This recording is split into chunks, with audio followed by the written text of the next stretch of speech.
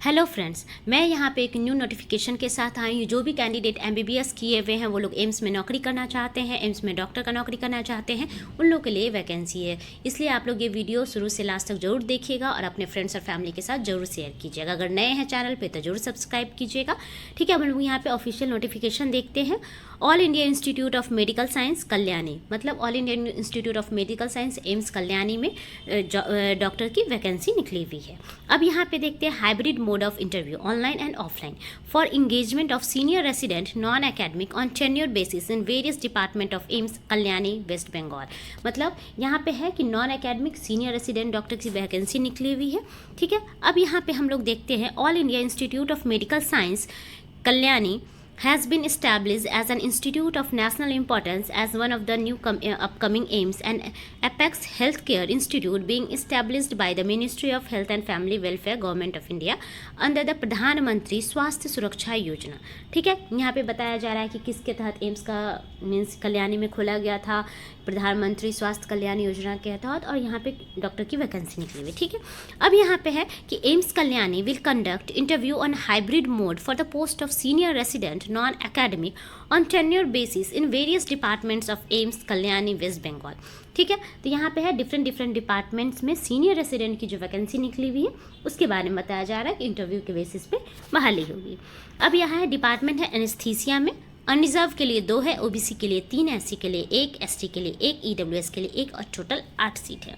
Biochemistry में है unreserved के लिए 1, ओबीसी के लिए 1, एससी के लिए 1, एसटी के लिए 0, ईडब्ल्यूएस के लिए 0 और टोटल 3 वैकेंसी है। बर्न एंड प्लास्टिक सर्जरी में है अनरिजर्व के लिए 2, ओबीसी के लिए 1, एससी के लिए 0, एसटी के लिए 0, ईडब्ल्यूएस के लिए 1 और टोटल 4 सीट है। कार्डियोलॉजी में है 1 अनरिजर्व के लिए, ओबीसी के लिए 2, एससी के लिए 1, एसटी के लिए 1 और टोटल 5 सीट है।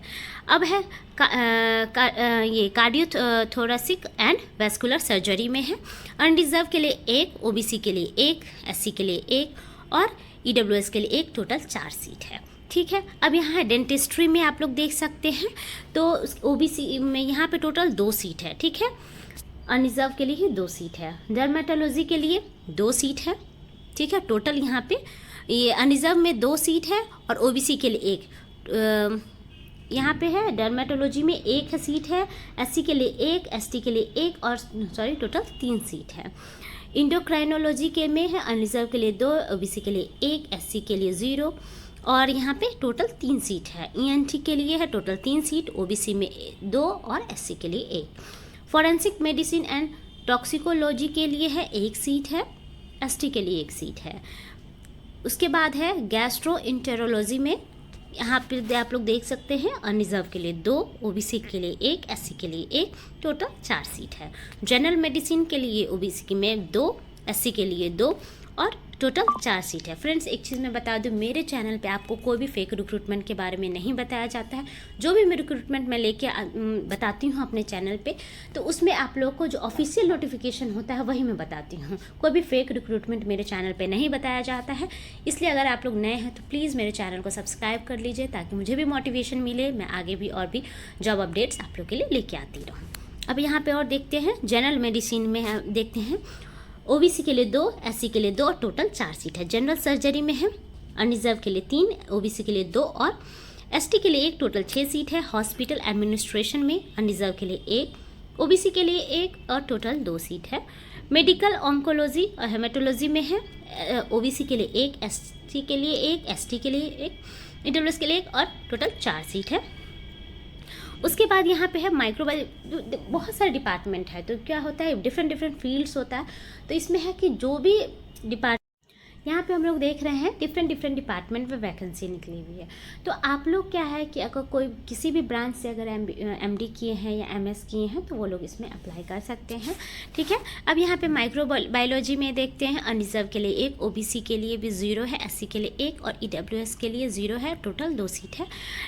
उसके बाद आप देखिए यहाँ डिफरेंट ब्रांच है। नियोनेटोलॉजी में है अनरिजर्व के लिए 4, ओबीसी के लिए 3, एससी के लिए 1, ईडब्ल्यूएस के लिए 1, टोटल 9 सीट्स है। नेफ्रोलॉजी में है अनरिजर्व के लिए 2, ओबीसी के लिए 1, एससी के लिए 1, एसटी के लिए 1 और टोटल 5 सीट है।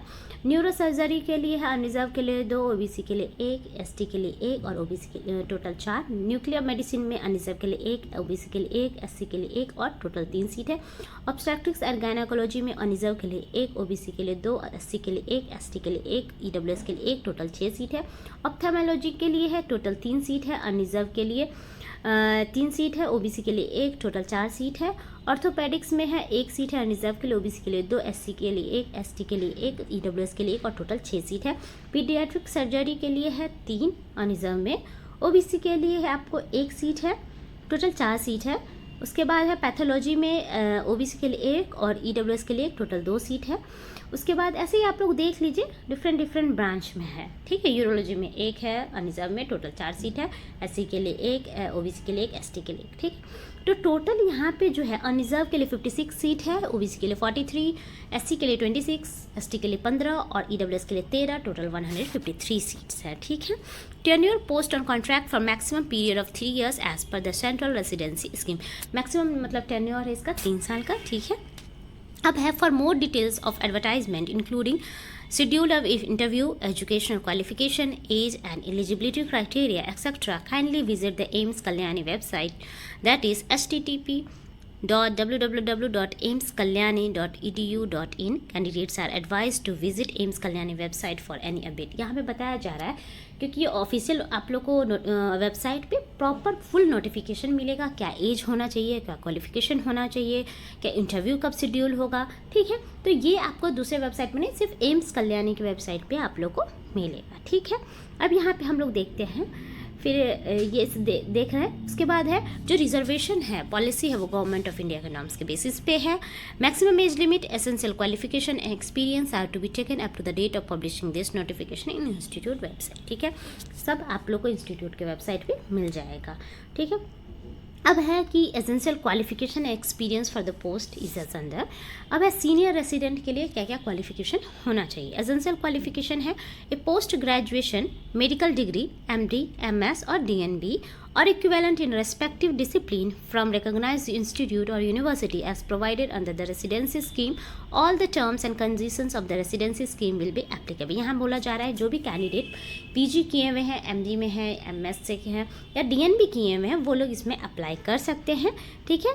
और जो भी रेसिडेंसी स्कीम्स का रूल्स एंड रेगुलेशन होगा वो पूरा प्रॉपर यहाँ पे फॉलो किया जाएगा, ठीक है। तो आप लोग तीनों एमडी भी हैं, एमएस भी हैं और अगर डीएन भी हैं, इस तीनों में से कुछ भी है आप लोग के पास तो लोग आप लोग अप्लाई कर सकते हैं।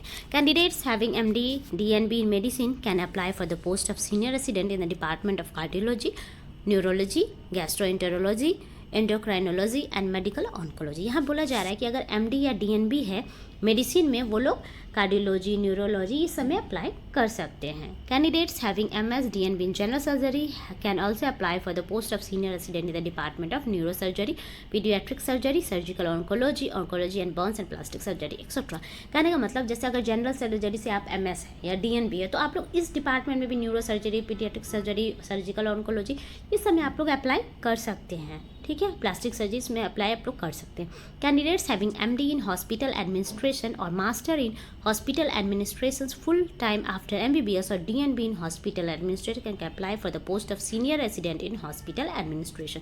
इसमें बोला जा रहा है कि हॉस्पिटल एडमिनिस्ट्रेशन के लिए कोई अप्लाई अगर करते हैं तो वो लोग का होना चाहिए कि एमडी इन हॉस्पिटल एडमिनिस्ट्रेशन होना चाहिए या मास्टर इन हॉस्पिटल एडमिनिस्ट्रेशन होना बहुत ज़रूरी है, ठीक है, एमबीबीएस के बाद, ठीक है। या डीएनबी इन हॉस्पिटल एडमिनिस्ट्रेशन होना चाहिए, मतलब एमडी इन हॉस्पिटल एडमिनिस्ट्रेशन होना चाहिए या मास्टर इन हॉस्पिटल एडमिनिस्ट्रेशन होना अनिवार्य है। अब सीनियर रेसिडेंट है डेंटिस्ट्री, ठीक है, उसमें हम लोग देखते हैं ए पोस्ट ग्रेजुएशन और medical degree viz MDS in pedodontics and preventive dentistry and oral medicine and radiology, ठीक है। इसमें आपको एमडीएस होना चाहिए तभी आप लोग अप्लाई कर पाइएगा, ठीक है। The schedule for online application and interview in hybrid mode for senior resident is at under, ठीक है। ऑनलाइन पोर्टल यहाँ पे आप लोग को दिया हुआ, इस पोर्टल पे आप लोग जाएंगे, ठीक है। बताया जा रहा है कि 13/5/2023 तक आप लोग अप्लाई कर दीजिए, कोई हार्ड कॉपी एक्सेप्ट नहीं किया जाएगा। और अपने पास स्कैन PDF फाइल सबका रखिए, फोटोग्राफ्स का, डॉक्यूमेंट्स का, स्कैन सिग्नेचर का, सबका रखिए। Interview will conducted in both online and offline mode. Interview दोनों ऑफलाइन या ऑनलाइन दोनों मोड में कंडक्ट होगा। तो choice filling during the application process would be final and no changes can be made subsequently. मतलब आप लोग को ऑनलाइन फिल करते समय सब कुछ अपना डिटेल भर दीजिए, ठीक है। उसके बाद उसमें फर्दर आप लोग चेंज नहीं कर पाइएगा। जो joining link would be shared with the eligible candidates before the interview, ठीक है। आप लोग अगर कोई ऑनलाइन मोड में इंटरव्यू देना चाहते हैं तो उसका ज्वाइन कैसे कीजिएगा, वो आप लोग को लिंक पहले प्रोवाइड कर दिया जाएगा। Only eligible candidates would be allowed to appear for the interview as per the eligibility list to be uploaded in the institute website। जो कौन कौन कैंडिडेट एलिजिबल है इंटरव्यू देने के लिए, उनका लिस्ट पहले इंटरव्यू से पहले आपको इसके वेबसाइट पे मिल जाएगा, ठीक है। अब है यहाँ पे ऑफलाइन इंटरव्यू जो होगा वो कब होगा, तो डेट आपको बाद में बता दिया जाएगा, लेकिन वो वेन्यू आपको है administrative building, first floor, committee room of AIIMS Kalyani में आप लोग को इंटरव्यू होगा, ठीक है। टाइम और डेट आपको बाद में बता दिया जाएगा। जनरल कंडीशंस हम लोग देखते हैं। All the post carry usual allowances as admissible to central government employees of similar status at Kalyani West Bengal. इसमें बोला जा रहा है कि आपको सारा अलाउंस भी मिलेगा जो सेंट्रल गवर्नमेंट एम्प्लॉयज़ का मिलता है, ठीक है। तो बहुत अच्छी वैकेंसी है, कैंडिडेट ज़रूर आप लोग अप्लाई कीजिएगा। और एम्स में एक्सपीरियंस का बहुत अच्छा रहता है, इसलिए फर्दर के भविष्य के लिए भी। इसलिए आप लोग जो भी कैंडिडेट अगर MS हैं, MD हैं, DNB हैं, MBBS के बाद, वो लोग प्लीज़ इस जॉब को अप्लाई कर दीजिएगा। अब है कि पे स्केल की जहाँ तक बात करते हैं तो बहुत अच्छा है, देख लीजिए लेवल 11 का जॉब है, ठीक है, सीनियर रेसिडेंट का। अब है मैक्सिमम एज लिमिट 45 से ज़्यादा नहीं होना चाहिए, ठीक है। और जो age relaxation, no age relaxation would be available to SCS applying for the unreserved category, ठीक है। ये सब इसका क्राइटेरिया बताया जा रहा है। Upper age limit shall be determined as on the date of publishing this notification in institute website, ठीक है। यहाँ पे कुछ है कंडीशंस हैं, आप लोग एक बार जरूर देख लीजिएगा, ठीक है। उसके बाद है कि only such persons would be eligible for reservation under OH quota in service और post who suffer from the not less than 40% पर। अगर कोई फिजिकल डिसेबल वाले कोटा से भरना चाहते हैं तो उन लोगों को 40% से कम डिसेबल नहीं होना है, उससे ज़्यादा होंगे तभी उन लोगों को मीन्स इसमें बेनिफिट मिलेगा, ठीक है। उसके बाद है सारा कुछ आप लोग अगर डेट और फर्दर कुछ चेंजेस होता है तो एम्स कल्याणी के ऑफिशियल वेबसाइट पे जाके आप लोग चेक कीजिएगा। मोड ऑफ सिलेक्शन क्या है, based on reporting the interview will conducted after verifying the application and requisite documents of the candidate. Mode of selection यहाँ पे सिर्फ इंटरव्यू होगा, कोई भी रिटन एग्जाम नहीं है। ये भी बहुत अच्छा क्राइटेरिया है कि आप लोग इसमें जा सकते हैं। और इसमें है सिर्फ इंटरव्यू होगा, ठीक है। इंटरव्यू के परफॉर्मेंस के बेसिस पे ही फाइनल मेरिट लिस्ट बनेगा, ठीक है।